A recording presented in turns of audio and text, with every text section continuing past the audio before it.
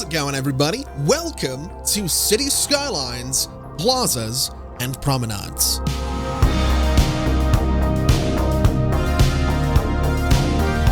This is the latest expansion for City Skylines, available on PC on both Steam and on the Epic Games Store. And with this expansion comes a whole host of new features and new options for your city, ranging from pedestrian zones to specialized districts, all the way up to new roads, some of which people have been requesting for years, and some of which have only been available in mods until now. And that is where we're going to get started today with City Skylines, Plazas, and Promenades. There are 18 new roads in this expansion, and what's exciting about that is that they are actually not in Plazas and Promenades. The roads are part of the free update that's dropping alongside this DLC, and that's including favorites that mod users, as I mentioned, will be familiar with. Joining the classic series of small roads, we now have a small road with larger sidewalks so that no one can park on it. We have a small road with a concrete, a grass, and a tree median. We have finally, in City Skylines without mods, got our hands on a 4-lane small road right here, as well as a 4-lane small road with a bus lane, which is going to be important for a little bit later on. We have a 3-lane asymmetrical road, and then we get into some one-way roads right here with a one-way road with larger sidewalks. We have a 3-lane and a 4-lane one-way road. Like I mentioned, a lot of these options were only previously available on PC using mods. They're now available in this free update to City Skylines that's coming with the Plazas and Promenades DLC. But I know those skinny little things aren't for everybody. Some of us like them big and like them chunky, and these right here are some beautiful 6-lane roads. That is a joke that I'm never going to make again. These are some beautiful 6-lane roads, which now have some options to have a concrete, grass, and tree median down the middle, with this one, with the tree median, having some bus lanes on the outside. Now, pedestrian zones are very much the biggest star of the Plazas and Promenades DLC. They will allow you to create sections of your city that are virtually free of road traffic. Those areas are quieter, and thanks to some new park plaza and decorative buildings, they're also going to be some of the most beautiful parts of your city. So, of course, you're going to need some pedestrian streets for your pedestrian zones, and that's what we have right here. The ones on the left, these sandy-looking ones, happen to be sandstone streets. These ones in the middle, the blue-looking ones, happen to be bluestone streets. And these ones here, that almost cobbled appearance, happens to be, I'll wait for you to figure it out, cobblestone streets. All of which are for pedestrians only, unless, of course, they happen to have bus lanes, or they happen to have a little bit of space down the middle where cars could theoretically drive, but the only vehicles that will actually drive down there will be emergency vehicles. And I do want to say these actually look great. They have some built-in crossover points where pedestrians can cross from one side to another, I believe. That's why we have this little break in the median here on the sandstone pedestrian street with the trees down the middle. This is what the bus lane roads look like as well, which again look fantastic. We do have some big and chunky versions of all of them as well. And I have to be honest, getting up and close and personal with these, the detail on them is pretty good. Like, the texture work is actually really, really nice. If I could zoom in a little bit further, I think it would look even better. But I have to say, I think my favorite is the look of these cobblestone roads. They just look absolutely fantastic. And I think even the texture of the bus road is different. It is. It absolutely is different on the cobblestone roads. That's a really nice little detail.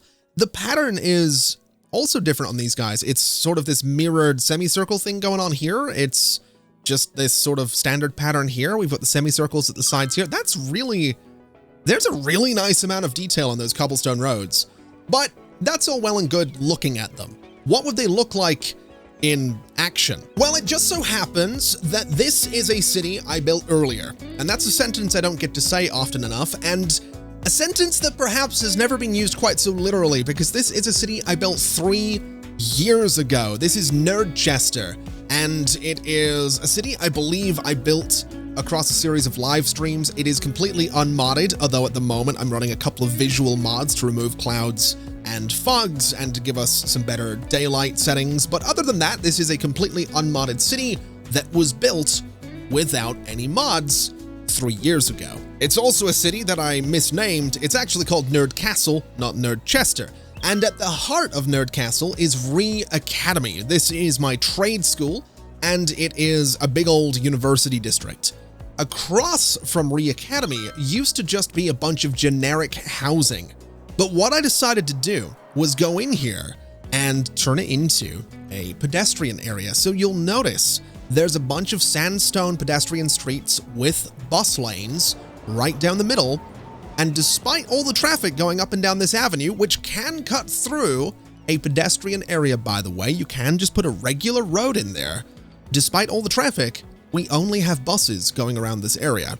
Of course, we also have the occasional service vehicle, such as a hearse right about there, and we might see the occasional ambulance, police car, or fire truck, I believe.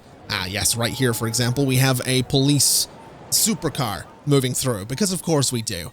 But essentially, all I did here was go in and replace some existing roads with the pedestrian streets.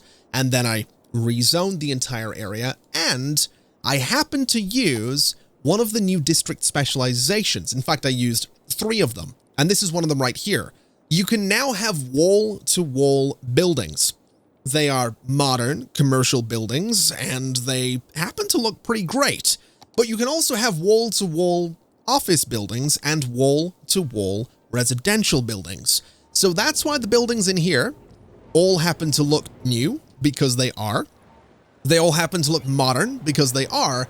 And they're all connected together, for the most part, unless there's an alleyway like that, because they are designed to be wall-to-wall buildings. Now, before we get into building a new pedestrian area, let's take a look at some of the options that you have for parks and plazas that you can place within your, I guess, pedestrian parks and plazas. That makes sense. That sentence made sense. We have a bunch of new options, actually. We have a small fountain plaza right here. We have a small ice cream stand plaza right here, which happens to look pretty great. And we have a small food truck plaza right here as well. A lot of these, I guess, decals, by the way, a lot of these are available and can be placed. And a lot of these props can be placed as well. You'll find things like, I believe, this ice cream stand available as a standalone prop that you can place. This fountain as well, I believe, is a standalone prop. We can check this all in a little bit. And a lot of this stuff is available as a standalone prop that you can place anywhere to detail whatever area that you like. Now, in the middle of this space, we have these small glass roof plazas. These guys actually do get placed on roads, so they are designed to go over the top of any given road. And there is actually a large version of those as well, which I have going over the top of my avenue through the middle of my pedestrian area, which I think looks pretty great because it gives us a straight shot down towards the university. Just looks really, really cool. Similarly, we also have a large food truck plaza right here and a large ice cream stand plaza right here. So those also go over the top of roads. Up at this end, we happen to have a flower plaza, a statue plaza, and a large fountain plaza right there as well. So those are a selection of the decorations you can put inside of your pedestrian area. And every good pedestrian area, and by that I mean every single pedestrian area, is actually going to need a little bit of this. It's going to need a service point. You can go for a small one, which is the first service point that your city will have available. You can eventually get a large pedestrian area service point, and then you can start going into specialized service points, such as this one, which is a cargo service point. Hopping back over to my existing pedestrian area, I actually have a few service points dotted around it. For example, I have one right here. I have a large one right here. And over at this side, I have a large service point and a large cargo service point as well. The reason for all of these is very, very simple. Obviously, delivery vehicles can't go into your district. They can't go into the pedestrian area. They're not allowed to. So that is essentially what these guys do. They will take care of cargo for buildings on pedestrian streets. They have a capacity of trucks In this case, cargo capacity used right now is 4 out of 30 trucks on the large cargo service points. On the large pedestrian area service point, there are 15 cargo trucks and 10 garbage trucks. And essentially, that's what these generic service points will do. They take care of both cargo and garbage for buildings on pedestrian streets, because once again, you can't have any service vehicles outside of the emergency services and buses going into your pedestrian area. So let's go south just a little bit, or depending on your perspective, north a little bit. I'm not really sure what direction it is, but we'll go this way a little bit, and let's start talking about how to build a pedestrian area. Now, this is going to be familiar to any of you that have used or played with City Skylines Park Life, Industries, Sunset Harbor, or any of the recent City Skylines DLCs. Essentially, you're going to go to districts and areas. You're going to go into your district painting tool, and you're going to get yourself the Paint Pedestrian Area option. And then, quite simply, you're going to outline the area. Well, I say outline, you're going to fill in the area. In my case, I'm going to outline the area that I want to be a pedestrian space because, of course, I like things to be nice and tidy. And as we all know, a neat district is a happy district. And so just like that, we have Holly Avenue, which is a fine name for a pedestrian area. Now, Holly Avenue, if we click on it, requires a service point. A pedestrian area requires at least one service point building. So what I'm going to do is I'm going to be a little bit cheeky, and I'm going to extend this district up onto the highway, just a little something like this. We'll keep it nice and neat at the top there, and that's still relatively neat. It's still a happy district. And within this space, within this little space right here, I'm going to try and squeeze one of the small service points. And to find service points, all we have to do is go to the Parks and Plazas category. We need to go into pedestrian areas, and we can see a list of the available service points. In my case, I've got unlock everything enabled, so I have unlocked everything. We have the small pedestrian area service point. We have the large one. We have the small cargo service point and the large one. And we have the small garbage service point and the large one. Of course, we also have all the roads available to pedestrian areas as well, but we'll get to those. We're getting ahead of ourselves. In this case, I'm just going to go with the small pedestrian area service point right here, and I'm going to be a little bit cheeky, and I'm going to get myself, let's go with this road right here. I'm going to do this so I can get a second service point just up here, because I think we might happen to need 2 of them, and that is right next to a road that is a road people can get onto, so that works out kind of nicely. And to be quite honest, I'm just going to put a road in here as well, just to fill up that space, because I think it looks kind of cool. So that's going to be our 2 service points for Holly Avenue. And now clicking on Holly Avenue itself, we can see happiness is 78%. Entertainment is currently 0. The land value bonus doesn't really exist. And for the most part, there's nothing going on because, of course, there's nothing in the district. So let's go ahead and fix that. And let's say that Holly Avenue is going to be a district that focuses on residential zoning. So what I'm going to do is get myself categorized here by cobblestone, because I think cobblestone looks absolutely beautiful. And what I'd like to do is get myself a small cobblestone pedestrian street with bus-only lanes that's going to go from this corner right up to about there, so we can have buses use this road and continue straight through, which I think is going to be good for the services here. And then what we'll do is go and get a small cobblestone pedestrian street with trees and bring it off the side just like this. And that's going to give us a beautiful little space for some residential zoning. And if I wanted to, I could connect it straight across to there, which honestly, I'm willing to do because obviously traffic isn't going to cut through here. They can't. And that reminds me that technically I can do the same here as well. We don't need to cut it short. So let's just redo that road like so. And again, traffic isn't going to be a problem because it can't be, because there's bollards, because they're not allowed to drive down here at all. And so what we can do is the same thing right here. Again, just filling up the space. I should probably mention this is largely going to be a grid, but that's okay because in this case, traffic isn't going to get crazy about a grid because it can't. So we'll just do something like this. And what I think I'd like to do as well is maybe go ahead and put a road straight up through the middle so that we actually have a connection towards this metro station. And I think just to be a little bit different, Let's go for, the large cobblestone pedestrian street with grass and trees. I don't mind that idea, but I do like the idea of the trees being down the middle. So let's take a look and see how this goes if we do this sort of thing. And honestly, I don't mind it. I think it looks okay. I mean, it's just a big grid, of course, but it does kind of look cool. So now that that's done, let's go ahead and get some zoning in here. And like I mentioned, it is largely going to be a residential space. So what I'll do is go in with some residential zoning just like this and just like this, because I do want to put a little bit of commercial in here right along the bus lane. And then for all of this space, it is much of the same thing. It is a bunch of residential zoning, and that's okay. Now, I do want to use the wall-to-wall buildings in here. And applying that modifier, very, very simple. We just go into the residential specializations and apply it. And we have some commercial in here, so we want to apply that one as well. And just in case I ever put some offices in here, we'll apply that one as well. And just like that, we now have this entire space set up. It's also interesting that it looks like my district has gotten a little bit less neat. So let's just fix that, because I really don't like that it's gotten a little bit less neat right there. We'll just go ahead and repaint those roads so it doesn't quite look all that terrible. And even down here, it's gotten a little bit off. So let's take it off that avenue, and let's take it off of this avenue as well. And now that's better. And so what we can see now is a whole bunch of buildings popping up, all of which are going to be on these pedestrian roads.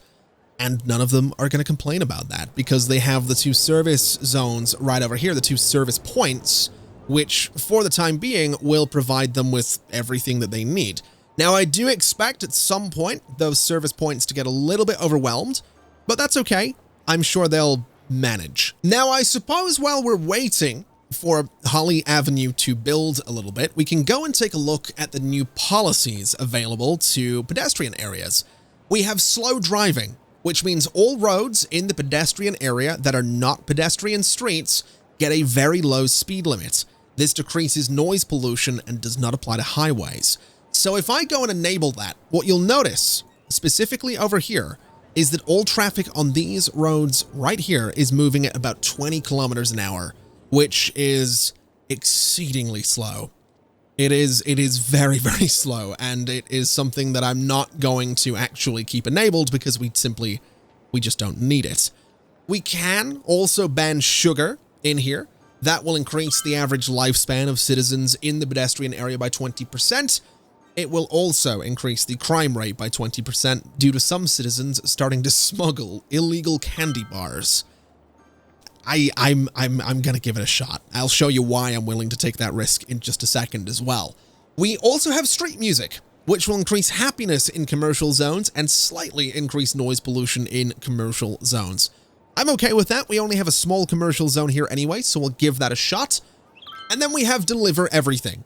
All buildings within this area get cargo deliveries and garbage service via service points, even if not placed on pedestrian roads. So what that means is that, for example, these buildings here, which we could argue are placed on a non-pedestrian road, this one especially, for example, and this one as well, they will be serviced by the service points. This one, by the way, running at capacity right now.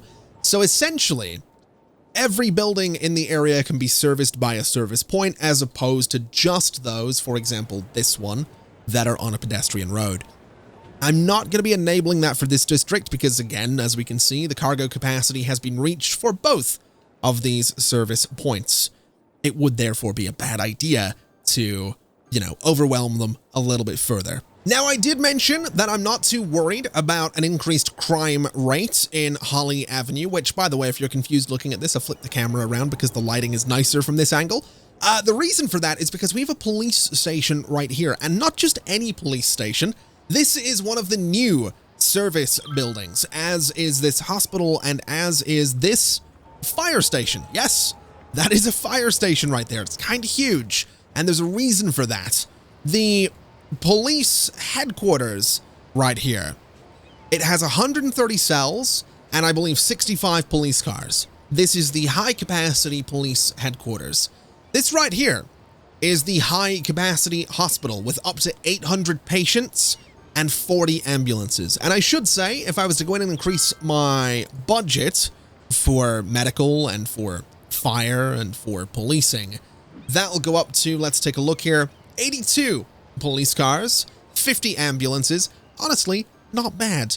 These things are kind of fantastic and kind of great for dense cities.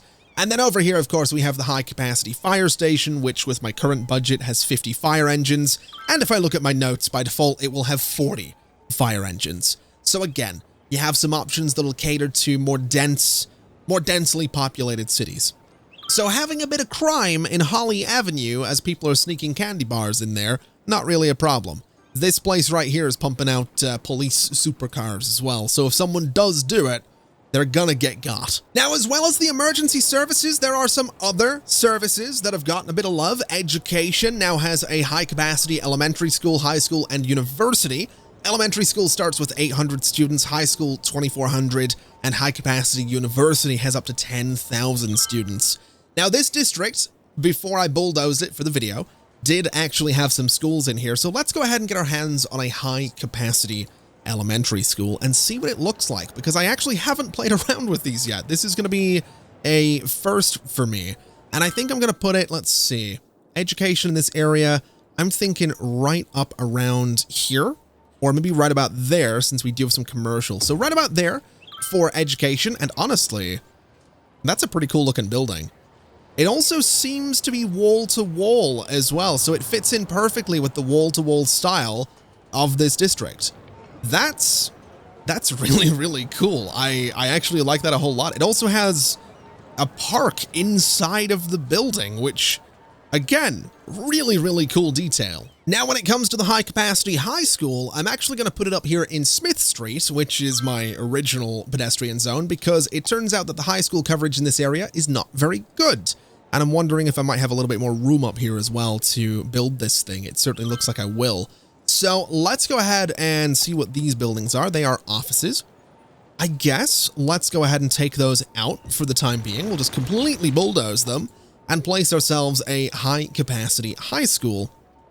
Just anywhere in there, really. It doesn't matter where. I think right about there seems like a pretty good spot.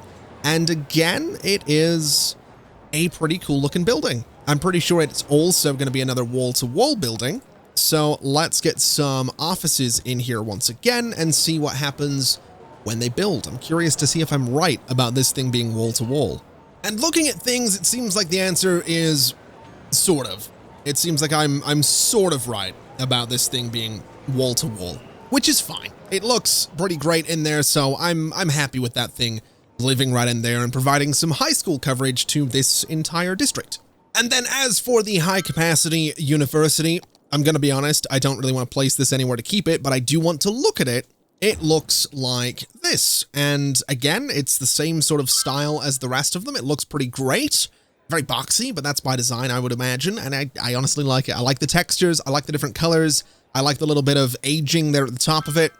I like it a lot. I really do. I think the contrast and just the color pop of the whole thing is fantastic, but I just don't need it. I have a university. It's doing fine. And then as well as all of that, we have some additions to public transportation. We have this right at the front, which is a compact bus station. This actually has 4 bus stops as opposed to the other bus station right here, which has a whole bunch more. And just to prove my point, I'll show you right about here. We got 1, 2, 3, and 4 bus stations or bus stops right there. And this thing, honestly, number 1, it looks great. Just the detail on it, I absolutely adore. Number 2, super, super useful. I've got to be real with you. Having something like this to act as a place for a whole bunch of buses to come in and do their thing, kind of wonderful.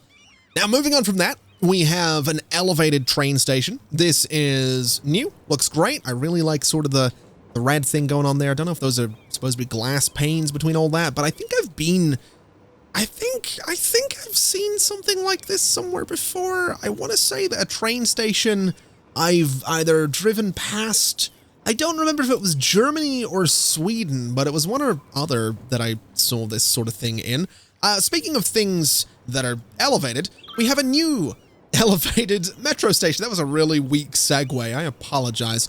This is an elevated metro station with some shops, which, oh wow, it's even got like ticket information inside. What do we got on the other side? Can I have a little look in there? What do we got? So we have like a shop down there. We've got some coffee right there. That's really cool. We got a shop there as well. That's a really nice little detail and something that I really, really appreciate actually, because I'll be honest, I've taken a lot of trains in my day, especially Germany and Sweden especially when I was living there. And one of my favorite things was getting to some of the smaller train stations that I would go through and just finding a great coffee. There was one, there's a station in a town called Alvesta. I think I'm pronouncing that, or Alvesta. Anyway, pronunciation's not my strong suit. And I think it was Alvesta where there's a convenience store in the station that for some reason has some of the best hot dogs I've ever had. And the best train station hot dogs that I've ever had. We'll go there. Maybe not the best hot dogs, but as far as travel food goes, it was pretty great. I've got to be honest with you. It was pretty great. Now, speaking of travel and more segues, there are two new metro stations. This one right here is a parallel underground metro station. This one right here is a large underground metro station, and you can get a bit of a preview of what the tracks do. This one has parallel tracks under there. This one has sort of crossing tracks at different elevations under there. And again, these are relatively small footprints, this one especially. So this is a 1x2 or a 1x3? Yeah, 1x3 with a lot of capacity for passengers underground there. That is a pretty big deal. And I think this guy, I mean, when you consider that the standard metro station is a 2x2, you can get more foot traffic through this 1x3, I think. And that to me that's a pretty big deal. That is a really, really big deal, especially I think when I consider just how busy some of my metro stations are. This one, for example, super busy under there. A lot of people. This one down here, also quite busy. A lot of trains coming and going right there. So having the option to turn that into a parallel thing, this one as well. Oh my God, exceptionally busy. Having some parallel tracks down there, I think that would be huge. So coming back to Holly Avenue, which has now grown to this beautiful district, and I have to say, actually, as much as I love the cobblestone, the gray roads and the gray buildings from above, it looks a little gray. It does look a little, doesn't look as friendly as I hoped it would. I might swap those roads out for something else. Hold on a minute. Maybe sandstone would be a better idea, or even the blue. What would the blue one look like? Let me have a quick look here and see if this looks, that doesn't really look any better. I'm gonna go with sandstone because I think it's gonna look, I don't know if that looks friendlier or not. I've got to be honest. I'm just going to stick with my cobblestone. Anyway, now that this place has built, we can actually see that the area focus here is residential, and we have a breakdown. 91% of the squares are residential. 9% are commercial. We have 2,900 residents, and that is relatively important because when it comes to unlocking things, that is actually how you unlock some of the things in here. So for example, if we wanted to unlock the residential zone landmark, we would need to have a pedestrian area with a residential area focus. And then we would need 2,000 residents living in residential buildings on pedestrian streets. For commercial zone landmarks, we need to have a pedestrian area with commercial area as the focus.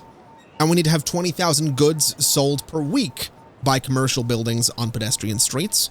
And for the office zone landmark, we need to have 2,000 people working at an office or industry building on pedestrian streets.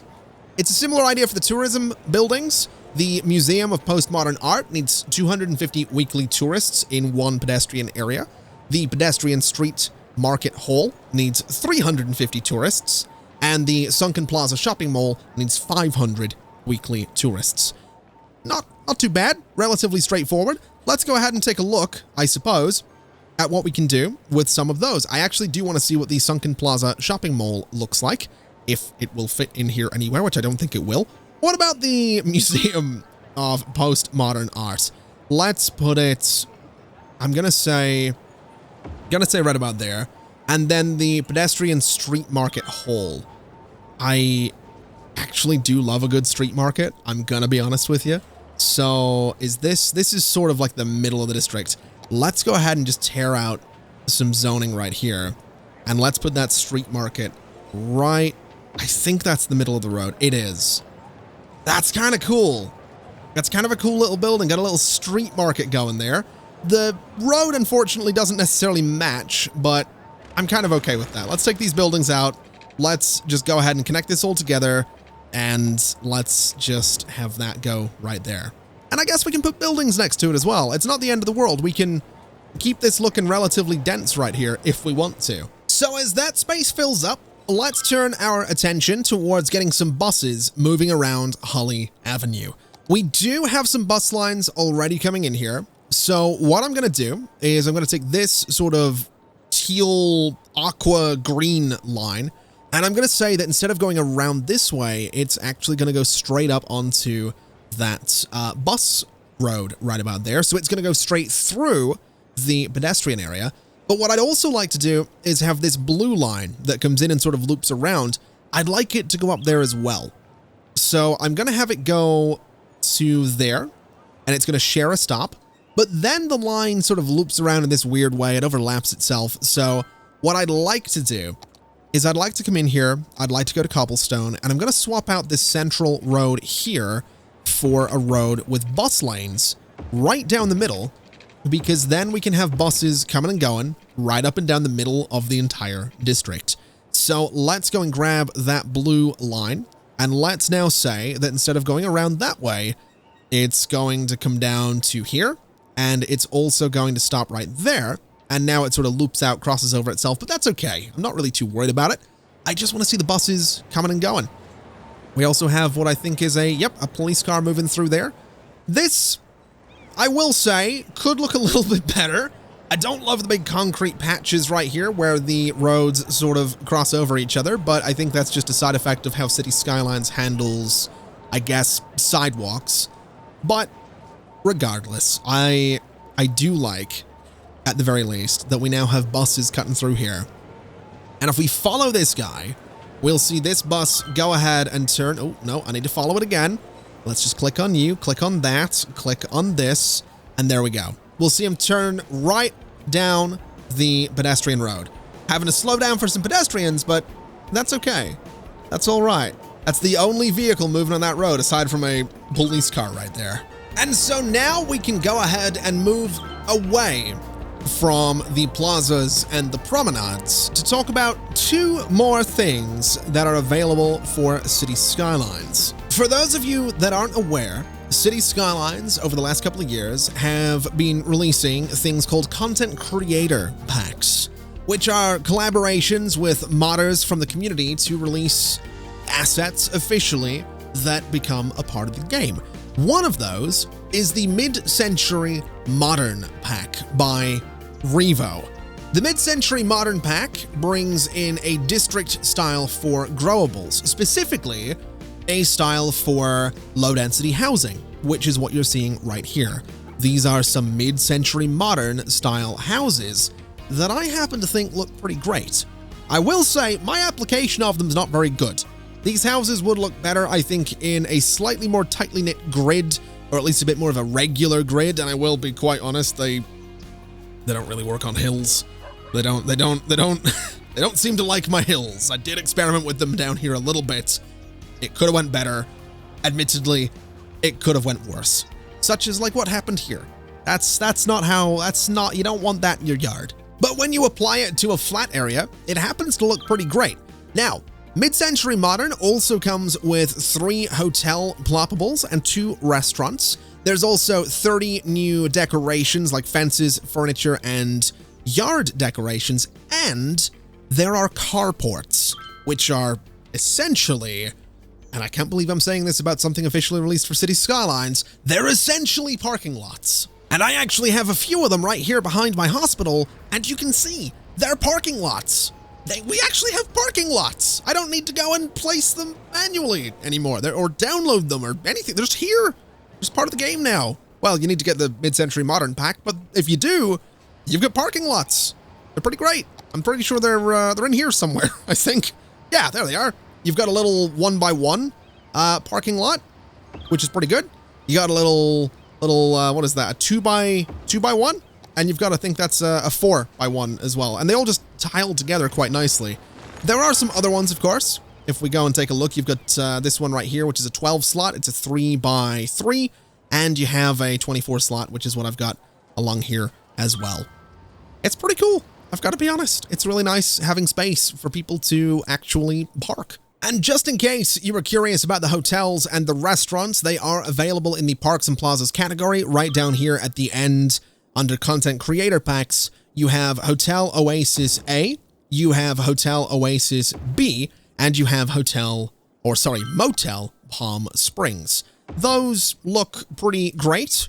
I think they look pretty good in a nice little mid-century resort of sorts. But of course, there are also some restaurants. We have this guy right here, which is a roadside diner, which honestly, I'd put that by a truck stop, to be quite honest. I think that'd be kind of great. But the real seller of this thing is the mothership, which is huge. It's just, isn't this like a thing outside of LAX? Isn't that where this is? I've played GTA 5 a lot. That's the only reason I recognize this. I've never been to LA, but I'm pretty sure that's in LA, right? Or it's based on the thing outside of LAX. If I'm wrong, let me know, but I've played Grand Theft Auto 5, okay? And so moving on from MidCentury Modern, we're now going to start looking at Seaside Resorts, which is a second content creator pack. And let me tell you, this one has a lot. This pack has 29 buildings, including historical landmarks from the early 1900s based on various locations around the United States. It has a local library, local police, and local fire service set of buildings, and it has a historical train station. We're going to take a look at those last four first, because the rest of the buildings, there's so many of them. This right here is the historical train station, as you can see, and honestly, I kind of like it. It reminds me a lot of the train station that used to be in my town when I was very small. It's quite nice. I like it. I think the one in my town was it was a white and black rather than yellow and white, but this is pretty similar, and also very similar to, again, some train stations that I went through when I lived in Sweden. This guy right here is our historical fire station. It only has 4 fire trucks, but it is, again, very small, and honestly, I kind of love it. I think it looks pretty great. And then tucked amongst the trees here, this guy is our historical police station. 16 cells, 7 police cars. Honestly, it does look a little out of place here, but it fit really nicely in that corner, so I figured that's where the police station would go. Now, I will say, I don't actually have a library placed, so I'm going to just see where exactly that is. Is this the historical library? It is. Ooh, it's an interesting shape. Let's take a little look at you. Oh, I like that a lot, actually. I could see a lot of these buildings being used for a lot of different things, not just their intended purpose as a library or police station or fire station. I really like this. I think that looks fantastic. And then this right here is every other building that comes with the Seaside Resorts Content Creator Pack. They are kind of fantastic, I've got to be honest. Some of these are definitely supposed to be placed at the side of the water. This one, for example, and this one as well, both of which are on sort of a pier, which is really, really cool, I've got to be honest. All of these, I think, would also probably benefit if you are playing this on PC, which I think these are only available on PC. There's a mod that lets you make unique buildings not so unique. There's also Move It, which would let you copy and paste these. But I think these would be kind of fantastic if you wanted to build an area that is essentially kind of, early 1900s inspired. Say you wanted to build an old beachfront neighborhood, you could copy and paste a lot of these buildings. Now, these buildings, to go down through the list, we have the Coast Guard Heritage Museum. We have the Hotel Lafayette, and I'm going to zoom in so you can see them a little bit better. We have the Hotel New Linwood. We have the Empire House, the Abbott Hotel, Hotel Aldine. We have Hotel Lawrence, Anchor House Inn. We have Hotel Colonial and Hotel Vesper. Flipping around, We have that right there. We have the Atlantic Hotel, the Hotel Brunswick. We have the Ozable Chasm Hotel. It was almost a sponsor for an Amazon product. We have the Fabian House and the Spring House. Flipping around again. We have the Ocean View Hotel. We have the Breakers Hotel. And then flipping around again, we have the Hotel Lair, the Gordon Park Pavilion. We have the Hotel Fisk. We have Isleworth Gardens, Old Orchard House, and finally, the Osbury Park Pavilion. I'm going to assume it's that. And I say finally, that was a lie. We also have this thing, which is the New Orchard Ocean Pier, which it's pretty good. It's pretty good. This stuff is, to me, it seems like a detailer's dream. It's a lot of really cool stuff that I'm actually really excited to get back into detailing some city skylines with this stuff. It's giving me so many ideas. And hopefully it's giving you some ideas as well. Not just Seaside Resorts, but MidCentury Modern. And of course, how could we forget the Plazas and Promenades DLC? As for me, well, that's all from me for today. Thank you very much for watching, everybody. I hope you're excited. I hope you're as excited as I am for City Skylines, Plazas, and Promenades. I'm going to be getting back into it. There's going to be more City Skylines coming at you real soon. Real soon, I promise. You'll see it. It'll be there. And it might be a series that I actually finish for once. It might happen. It might not, but there's always a chance. Either way, thank you so much for watching. It has been an absolute pleasure as always, not just to check out the DLC, but to jump back into City Skylines. It's been too long. Thank you very much for watching, everybody. It's been an absolute pleasure as always, and as always, I'll see you next time. Bye-bye.